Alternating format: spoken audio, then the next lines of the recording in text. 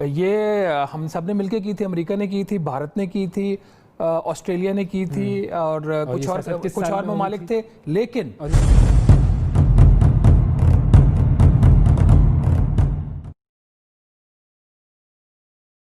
Financial action task force का virtual इजलास रवां माह की 21 से 23 तारीख को होगा, जिसमें हुकूमत पाकिस्तान की जानिब से किए जाने वाले जितने भी इकदाम हैं उनका जायजा लिया जाएगा, जैसे और उसके बाद फिर ये फैसला किया जाएगा कि क्या पाकिस्तान को ग्रे लिस्ट से निकालना चाहिए या नहीं। ये फैसला वो लोग करेंगे। इनका अक्टूबर में इनको हुआ था, अक्टूबर लास्ट ईयर, और इनको जो टाइम दिया गया था वो जून 2020 का दिया गया था पाकिस्तान को। जो इन्होंने 27 एक्शन पॉइंट थे उसमें से 14 के ऊपर पाकिस्तान लार्जली कंप्लाइंट था और 13 के ऊपर नॉन कंप्लाइंट था। जो 13 के ऊपर नॉन कंप्लाइंस थी उसको बेहतर करने के लिए इनको जून 2020 का वक्त दिया गया था, और वो कोरोना की वजह से 3 माह की उसके इनको 4 माह की एक्सटेंशन मिल गई। तो ब्लेसिंग इन डिस्गाइज वाली बात थी।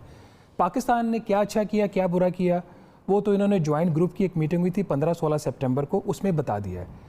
ज्वाइंट ग्रुप जो है वो अब अपनी रिपोर्ट FATF में देगा। ऐसा नहीं है कि पाकिस्तान FATF में जाके एक फ्रेश जो है केस वो पेश करेगा। तो हमारी जो प्रोग्रेस रिपोर्ट है वो जा चुकी है। इसमें 2 चीज़ों को मद्देनजर अच्छा, प्रोग्रेस रिपोर्ट को इसको भी बता दें कि ये जो FATF की लेजिस्लेशन हुई है उससे कितना फ़ायदा हुआ है? सच्ची बात बताऊं, 0। उसकी वजह क्या है? 2 प्रोसेस इस वक्त साइमल्टेनियसली चल रहे हैं। एक है FATF का और दूसरा एशिया पैसिफिक ग्रुप ने एक म्यूचुअल एवेल्युएशन रिपोर्ट पाकिस्तान की बनाई थी जो अक्टूबर 2019 में आई थी। बुनियादी बात यह है कि 40 FATF की रिकमेंडेशन होती हैं, आपको पता है, उसमें 11 उसकी इमीडिएट आउटकम्स उनको बोला जाता है। जो FATF का एक्शन प्लान है वो 40 में से 11 रिकमेंडेशंस के ऊपर है, और जो 11 उसके इमीडिएट आउटकम जिसको बोलते हैं बड़े टारगेट्स, उसमें सिर्फ 4 को वो केटर करता है। तो हम तो 27 को पूरा करने की कोशिश करें पिछले 2.5 ईयर्स में। ये जो लेजिस्लेशन हुई है दिस इज़ इम्पॉर्टेंट। मैं इसकी जो अहमियत को कम नहीं बताना चाह रहा, उसकी बहुत अहमियत है। उसकी अहमियत इस FATF के प्रोसेस के लिए नहीं है। जो एशिया पैसिफिक ग्रुप ने रिपोर्ट दी थी म्यूचुअल एवेल्युएशन रिपोर्ट की, वो वाली जो रिपोर्ट है उसके अंदर जो उन्होंने हमारे जो निज़ाम में जो FATF के और मनी लॉन्ड्रिंग के जो कवानीन है उसमें जो कुछ खामियां थी जिनकी निशानदेही की, उसके ऊपर वो रिपोर्ट है। और उसमें जो उन्होंने खामियां बताई थी, जो वीकनेसेस थी, उनको फिल करने के लिए ये जो लेजिस्लेशन ज़्यादातर हुई है। हमें बेसिकली होता है कि जब जाएगा FATF वालों के साथ कि जी उन्होंने जो है उस FATF वालों के सामने कि जो आप लोगों ने कहा था वो अमेंडमेंट हम लोगों ने की है, तो उसके बावजूद आप कह रहे हैं अगर FATF ने कहा ही ना हो तो फिर मेरा यही तो पॉइंट है। इस वक्त 2 प्रोसेसेस पाकिस्तान के चल रहे हैं। एक FATF का 27 पॉइंट एक्शन प्लान है, वो एक सेपरेट है जिसकी वजह से हम निकलेंगे ग्रे लिस्ट में है, ठीक है। और एक एशिया पैसिफिक ग्रुप ने एक सेपरेट पाकिस्तान की एक उन्होंने रिपोर्ट दी थी। हिस्टोरिकली यही होता रहा है, पाकिस्तान का केस यूनिक था क्योंकि इसमें सियासत हुई थी। जब होना ये चाहिए था कि जब APG की एशिया पैसिफिक ग्रुप की MER रिपोर्ट आ जाती, उसके जो भी खामियां होती उसकी बेस पे पाकिस्तान को ग्रे लिस्ट में डाला जाता। रिपोर्ट बाद में आई 1.5 साल पहले ग्रे लिस्ट, और ग्रे लिस्ट में पहले डाल दिया। ये सियासत किसने की थी? ये हम सब ने मिलकर की थी, अमेरिका ने की थी, भारत ने की थी, ऑस्ट्रेलिया ने की थी और कुछ और ममालिक थे, लेकिन और ये सियासत किस साल में हुई थी? लेकिन हमारी अपनी खामियां थी, हमने मौके दिए हुई थी।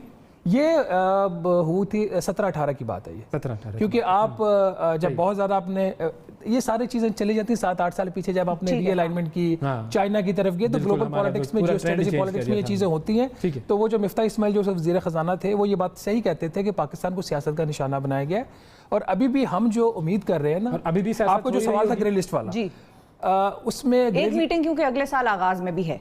हाँ, तो इनकी तो प्लानरी तो चलती रहती है। MER की रिपोर्ट जो APG है उसकी भी अभी हमने कंप्लायंस देनी है। तो लाइकलीहुड ये है, फाइनल फैसला तो आपको पता चलेगा गालबन 23 से 24 अक्टूबर को, बट लाइकलीहुड ये है कि पाकिस्तान ग्रे लिस्ट में रहेगा इस वक्त तक, इस वक्त भी। क्यों? और ये जो चीज़ हमारी हुकूमत भी काम तो कर रही है, लेटली इन्होंने काम करना शुरू किया है पिछले 1 साल से। इससे पहले काम नहीं सीरियस हो रहा था। जो काम हो भी रहा है उससे ज़्यादा इनकी जो उम्मीद है कि हम अमेरिका के साथ अफगानिस्तान में कोऑपरेट कर रहे हैं, तो जियो स्ट्रेटेजिक कंडीशंस की वजह से हमें शायद थोड़ी सी बेहतर रिलीफ मेहरबान हो जाए वो थोड़े से। तो ये प्रोसेस है ओवरऑल। मैं उसका FATF के लिए मैं सिर्फ इतना कहना चाहती हूँ कि अभी भी हमने anti money laundering bill pass करवाया है और बड़ी मुश्किल से करवाया है, और उसके बाद आपने रिएक्शन देखा है कि तमाम अपोजिशन की जमातें जो कि डायरेक्टली और इनडायरेक्टली कहीं ना कहीं से मनी लॉन्ड्रिंग में जिनकी लीडरशिप इन्वॉल्व है, वो सारी इस वक्त एहतजाज और डेमोक्रेसी बचाने के लिए निकल पड़ी है। बेसिकली तो मनी लॉन्ड्रिंग एक्ट के आने की वजह से वो अपनी करप्शन पे बिल बिला रहे हैं, और प्रॉब्लम ही यही थी जो ये भी बात कर रहे थे कि where there is a will there is a वे।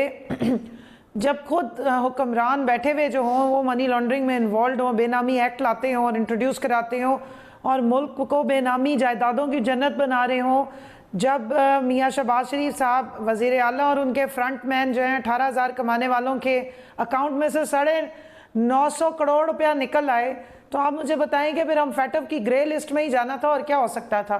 फिर लॉबिंग भी नहीं की गई इंटरनेशनली, इंडिया को वैसे राजी रखा गया, मुंबई अटैक्स कोर्ट हो गए। फैटफ में जाने की एक बड़ी रीज़न ये थी कि आपके मुंबई अटैक भी कोर्ट हुए थे कि पाकिस्तान से दहशतगर्दी को स्पॉन्सर किया जाता है, और रीज़न क्या थी कि आपका यही बिल था मनी लॉन्ड्रिंग का जिसको पास नहीं किया जा रहा था। ये 10 सालों से पाइपलाइन में पड़ा हुआ था लेकिन इसको डिले किया जा रहा था।